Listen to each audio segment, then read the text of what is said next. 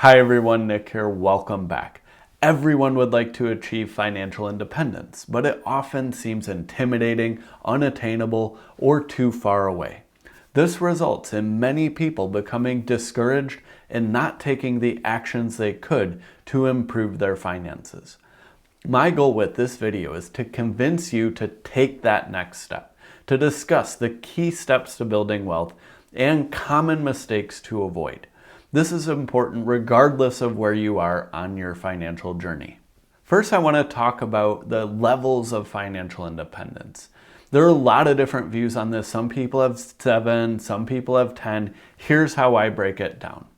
Level 1 is the beginning. This is where you're starting to take action and doing something. Every major journey starts with a first step. This is what I view as level 1. We're just starting out and working towards level 2, which is building a solid foundation. And this is where you're really ready for all those curveballs life throws at you. You have a solid emergency fund and insurance, which leads to increased freedom due to reduced stress about things. It might be something like losing a job, replacing a tire or a broken phone, or where to come up with a deductible for a car accident or a doctor's visit. After this is level 3. This is when you have FU money. You can start to live life more on your terms. You aren't worried about the financial impacts if you do things like maybe it's speaking up or quitting a bad job or other things you may want to do but don't out of fear. Another example might be taking more risks like quitting your job to start a business. This is what this level is all about. After this is level 4, financial flexibility. You have enough wealth to where you can live your lifestyle how you want. You could basically coast into a comfortable retirement. This could take many forms, such as trading more of your money for time to free it up for your passions. Maybe it's dialing back the amount of work you do, or even taking a different job that might pay less just because you're more passionate about it. Could mean many different things, but at the end of the day, it's giving you more control over your lifestyle and flexibility. The final level, level 5, is abundance. This is where you have more wealth than you need. Maybe you want to retire early, donate more money to different charitable causes, or other things you really want to do. Money is no longer a concern in your life. Now, I view this as a spectrum of increasing freedom as you progress through the levels. Each level is a milestone along the way, and your quality of life should steadily increase along the way if you're doing it well. I also want to stress that level 5 doesn't have to be the goal for everyone, and we'll talk more about that in a minute. There are 3 main components of building wealth and achieving financial independence: mindset, knowledge, and action. Before we start, I want to welcome those that are new to the channel. This channel is about helping you on your journey to financial independence. If you get value from this content, make sure to like and subscribe to support free financial education. Now, the most important aspect of building wealth is really your mindset. My main criticism about how most people approach building wealth or financial independence is about reaching that end state or reaching level 5. It is a great goal, but when you're just starting out or stuck at a certain step, it can seem intimidating and unattainable. It's like starting to exercise or diet, but using Olympic athletes as your point of reference. It's probably more discouraging than helpful. We should really use ourselves as a point of reference and focus on how we can take that next step to improve our situation. It doesn't matter where others are. It doesn't matter if we reach level 5 or beyond. What matters is that we're making progress on our journey. Another very important aspect about mindset is really becoming that person who is wealthy or financially independent. Now, what does that mean? That means you need to focus on transitioning from a traditional consumer to an owner. This could mean investing in yourself, building your skills so you're able to add more value to society and thus receive more in return. It can be done through increasing your skills in your career, starting a business, and then with the money that you're receiving, you can take that and invest in other businesses which are also adding value to society and generating a return for you.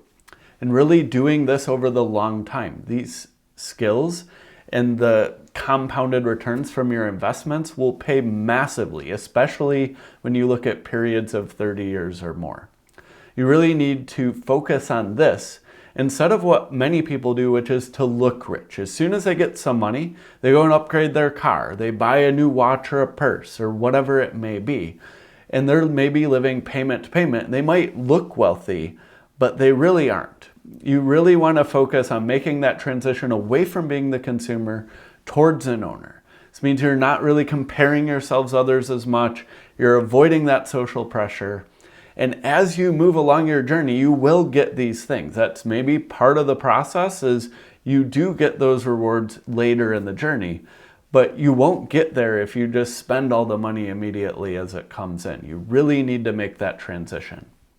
The next main component in achieving financial independence is knowledge. This is really the easiest part, because you can go out and you can buy a few investment books, spend 20 hours reading them, and you basically have all the knowledge you need to be successful when it comes to investing for the long term. Maybe you hire some help along the way, but this is really the simplest part. You really just need to invest in index funds, in my opinion, learn about common behavioral mistakes many people may make, and just have enough to build a financial plan and stick to it over time. I talk a lot about this on my channel, so you could also watch some of my other videos to get this knowledge. The final component to achieving financial independence is action. Here we have 3 levers that we could look at. First is investing more. Many people, when you first start out, you might want to control your expenses so you can dedicate more to investing. However, this only goes so far. You really need to focus on growing your income, the amount of value you're adding to society, and thus receiving in return, so that you're able to invest more. The next thing you can do is invest for longer. Now, the compound math over time is magical. If you start investing in your 20s and you invest all the way into retirement, maybe in your 50s or 60s, that is a ton of time for your money to compound. $1 can turn into 80 or more by the time you're in your 50s or 60s. And if you're able to grow and invest more each year along the way, you can build a lot of wealth over time.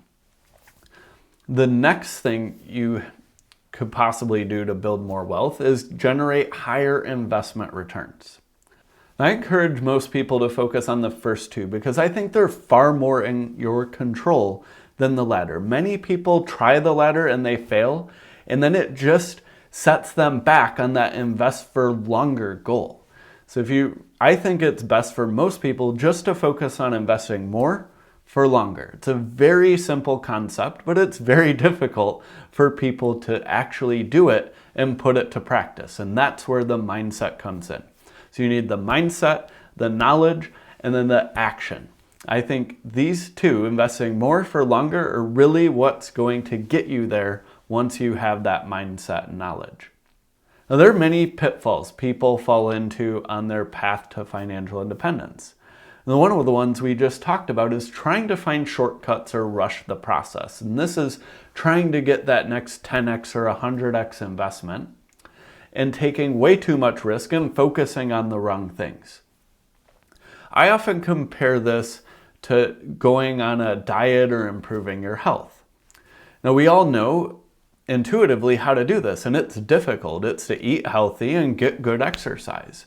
However, a lot of people are out there trying to sell things like 30-day weight loss pills or diets, and they just aren't sustainable. You really have to change your lifestyle into that of a healthy person.